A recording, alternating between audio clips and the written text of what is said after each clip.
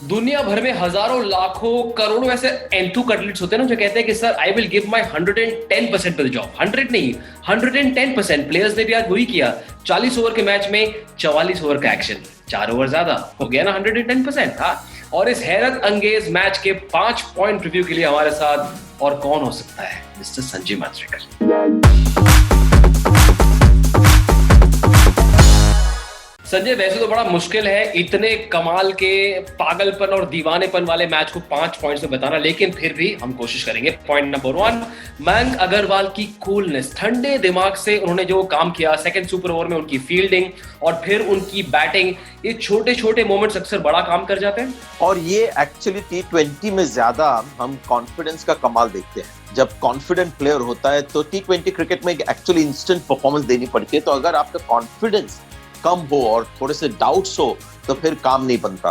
तेवत को देखिए आप, जब वो राजस्थान रॉयल्स के लिए खेलते हैं, आप बिल्कुल अलग प्लेयर हो गए, उनकी बॉडी लैंग्वेज बदल गई। उसी तरह मयंक अग्रवाल इस सीजन आईपीएल में जब से उनका स्टार्ट हमने देखा जिस तरह से हुआ है, एक कॉन्फिडेंट प्लेयर है, अच्छी जिम्मेदारी उनको मिली है टॉप पे, तो वो कॉन्फिडेंस उनके फील्डिंग में दिखाई दिया, उनके बैटिंग में दिखाई दिया। और जब क्रिस गेल ने छक्का मारा और वो काम थोड़ा सा आसान हो गया जो बाउंड्रीज से हो सकता है, तब मयंक अग्रवाल बिल्कुल परफेक्ट बल्लेबाज थे जो एकदम सेंसिबल माइंड से शॉट्स खेले और मैच को जिताया। लेकिन ये एक टैलेंटेड खिलाड़ी है, एक टेस्ट प्लेयर है, तो टेम्परामेंट तो है ही, और उनका कॉन्फिडेंस T20 का जो कॉन्फिडेंस है आप एकदम बिल्कुल लक्ष्य पर है। इस फॉर्मेट में बड़े ही इंस्टेंट स्पर तो सेकंड डिसीजन लेने पड़ते हैं। पहले सुपर ओवर में टैक्टिकली क्या मुंबई ने गलती की पोलार्ड और पंड्या को ना भेजकर? देखिए, अगर टारगेट थोड़ा सा बड़ा होता, जैसे सेकंड सुपर ओवर में था 11-12 रन करने का टारगेट, पहले सुपर ओवर में केवल 6 रन चाहिए थे जीतने के लिए, तो उस हिसाब से लगा ठीक है, Quinton de Kock, Rohit Sharma sensible player आराम से खेलेंगे। लेकिन ये भी दिखाता है आपको कि जब प्रेशर आता है कि एक ही ओवर में रन बनाने हैं और मैच की जीत एक ओवर से डिसाइड की जाएगी, तो क्विंटन डिकॉक और रोहित शर्मा पे भी प्रेशर आ गया, क्योंकि जिस तरह के शॉट्स उन्होंने अटेम्प्ट किए, क्विंटन डिकॉक ने जो शॉट अटेम्प्ट किया, फर्स्ट बॉल जो उन्होंने फेस किया, रोहित शर्मा भी दिल स्कूप पाने की कोशिश कर रहे थे, तो ये प्रेशर थोड़ा सा उनको अफेक्ट कर गया। लेकिन जिस तरह का उनके पास टारगेट था उस हिसाब से मुझे लगता है कि ठीक था जो चॉइस उन्होंने भेजा। अगर नॉर्मल सुपर ओवर होता, पहले बल्लेबाजी करनी होती, तो शायद पोलार्ड और हार्दिक पांड्या आइडियल खिलाड़ी है, क्योंकि सुपर ओवर में जब आप डिसाइड करते कि कौन बल्लेबाज बिल्कुल मुनासिब है इस काम के लिए, तो वो बल्लेबाज जो पहले बॉल से छक्के मार सकता है। और मुंबई इंडियंस में अगर आप देखें तो पोलार्ड और हार्दिक पांड्या से ये बेहतर कोई नहीं कर सकता। ठंडे दिमाग और मुस्कुराते हुए चेहरा का आज फायदा नजर आया मोहम्मद शामी ने जो ओवर किया उस पहले सुपर ओवर में। क्या आपने एक्सपेक्ट किया था बुमराह ने जो किया उसके बाद कि शमी उनसे भी बेहतर कर जाएंगे? देखिए, एक्चुअली मजेदार चीज ये है कि सुपर ओवर में अगर आप देखिए तो बल्लेबाज ज्यादा थोड़े से टेंशन में होते हैं, गेंदबाज कम, क्योंकि गेंदबाज को 6 बॉल डालने हैं, थोड़ा सा फोकस होता है कि सिर्फ 6 बॉल डालने हैं, उसके बाद कुछ करना नहीं है। लेकिन बल्लेबाज को ये प्रेशर होता है कि इस 6 बॉल में मैक्सिमम रन बनाने हैं।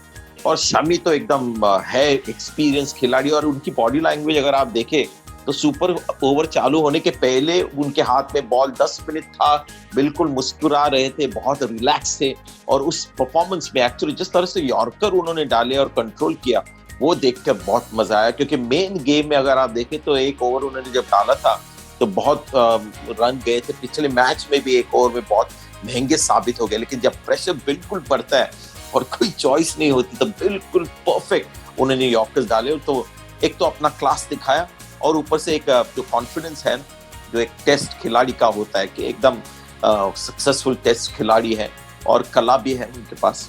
सुपर ओवर के पहले जो चेज हुआ किंग्स 11 पंजाब का, केएल राहुल 77 रन 51 गेंदों में 18वें ओवर तक उन्होंने बैटिंग की, और खासकर बोल्ट के खिलाफ उनका अप्रोच ऐसा लगा कि उस इनिंग्स ने किंग्स 11 पंजाब को चेज में बनाए रखा अंत तक। जी हाँ, और मैं बहुत खुश था जिस तरह से केएल राहुल खेले, क्योंकि मैं मानता हूं कि इनको इसी तरह खेलना चाहिए। ऐसे नहीं कि मुझे एंकर करके खेलना है और बाकी बल्लेबाज है मयंक अग्रवाल या क्रिस गेल, उनसे उम्मीद रखे कि वो स्कोर तेजी से बनाए, और ज्यादा कॉन्फिडेंस जो निचले क्रम के बल्लेबाज हैं उनके ऊपर ना दिखाए। क्योंकि आज एक सीख उनको ये मिली है कि जब वो फ्रीली खेलते हैं तो एक तो जल्दी रन बन जाते हैं, उनका जो बेस्ट परफॉर्मेंस और बेस्ट वैल्यू मिल जाता है।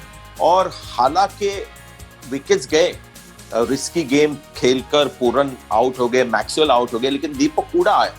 तो एक सीख किंग्स 11 पंजाब के लिए ये है कि ज्यादा सोचे नहीं, सेफ्टी फर्स्ट ना करे, क्योंकि कोई ना कोई एक रात को आपको मदद कर जाएगा। तो उनको प्रोटेक्ट करने के लिए केएल राहुल को धीमा या एंकर लाइक इनिंग्स खेलनी नहीं चाहिए। एक और ऐसे खिलाड़ी है जिनकी मदद मिली, जो हमारा आखिरी पॉइंट है, पूरन के स्ट्राइक्स। अब 10वें ओवर में क्रिस गेल का विकेट गिरा, जब स्कोर था 75 पर 2। उसके बाद आए 12 गेंदों में 24 रन, 2 चौके 2 छक्के, मोमेंटम गिरने नहीं दिया उन्होंने। जी हाँ, और जब वो खेलते और जिस तरह के शॉट्स मारते तो बिल्कुल पता चलता है कि ये खिलाड़ी एक टैलेंट के मामले में बिल्कुल अलग लीग में है। स्पिन के खिलाफ भी बहुत अच्छा खेलते हैं।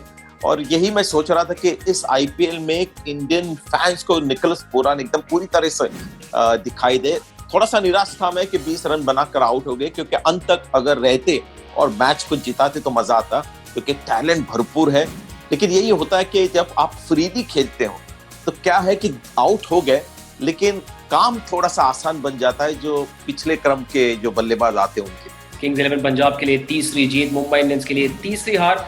अब मुंबई को इस तरह की हार से रिकवर करने के लिए 5 दिन का समय है। उसके बाद सामना सीएसके से, और किंग्स 11 अपना अगला मैच खेलेंगे दिल्ली कैपिटल्स के खिलाफ। भाई जो भी खेले, हम तो रोज आ ही जाएंगे रिव्यूज और रिव्यूज के साथ, यही ESPN क्रिकेट पर। थैंक्स संजय।